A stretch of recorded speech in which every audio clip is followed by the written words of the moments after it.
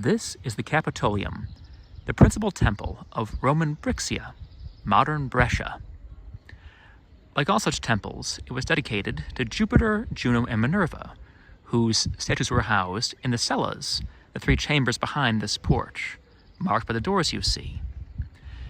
The porch has been rebuilt in modern brick, as is quite visible here, but those cellas were buried by medieval landslide and thereby preserved up to a substantial height. Even better preserved, however, is the Republican temple beneath this imperial structure, and we'll start there. This is the interior of Brescia's late Republican Capitolium. Uniquely, it is incredibly well preserved. We have the frescoed walls in the first Pompeian style, the mosaics, everything as it was really, save the upper walls and roof. Here in the museum, we have a bit more leisure to talk about the Republican temple's frescoes. There are some more fragments here. Now, down on the site, I describe the frescoes as first Pompeian style, which imitated, in the cheaper medium of paint, the marble-paneled walls of Hellenistic palaces. As we see from this panel, for example, which is a painted curtain, it's a little more than just that, than these faux marble.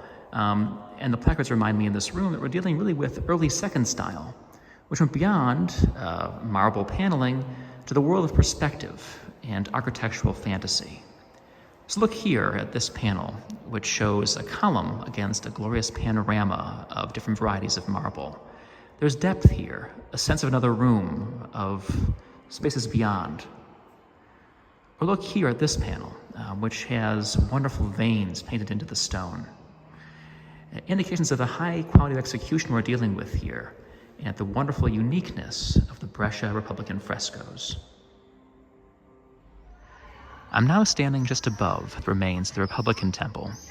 This was the imperial Capitolium, built in the reign of Vespasian, about a century and a half after its predecessor.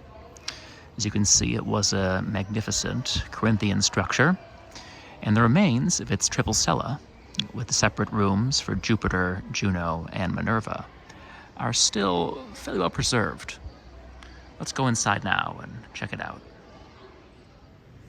I'm now in the east cella of the Capitolium, looking at this magnificent statue of Victory.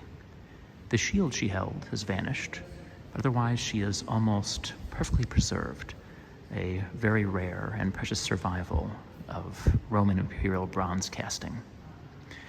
An equally interesting survival is here on the wall to our left.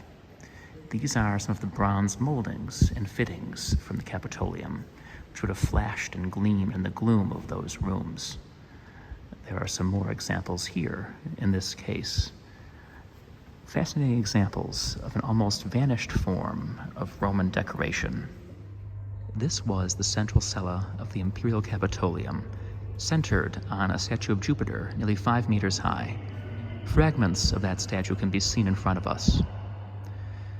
The marble floor of this chamber is well preserved, as you can see. The walls were originally plated with similar marble, though that has vanished. The walls are now lined by hundreds of inscriptions from every part of Brescia, part of a museum project of the early 19th century.